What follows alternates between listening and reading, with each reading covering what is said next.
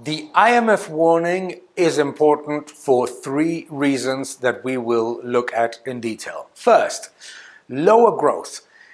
We heard a few months ago from some of the most optimistic analysts that the international bodies were actually conservative in their estimates of global GDP growth and recovery of the economy. Well, that was not the case. The slash of the IMF, of the economy's growth, in those in which consumption was expected to be the main driver in particular, is a very concerning issue. It's not just consumption expectations that were excessively optimistic, it's also investment expectations that were excessively exuberant, optimistic.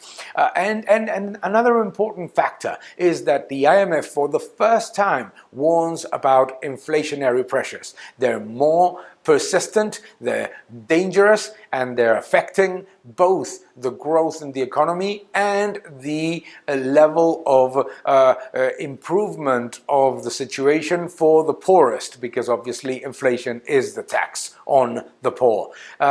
Obviously, there's another factor that we need to take into account, not just lower growth, not just higher inflation for longer, but higher debt. The IMF shows that debt is growing faster. So it's not just that we have lower growth and higher inflation, it's that it's also higher debt, showing that the massive stimulus packages that we're seeing are not generating the multiplier effect that governments estimated at all. In fact, in some cases, it's clearly negative because the rise in debt exceeds all of the improvement of the reopening.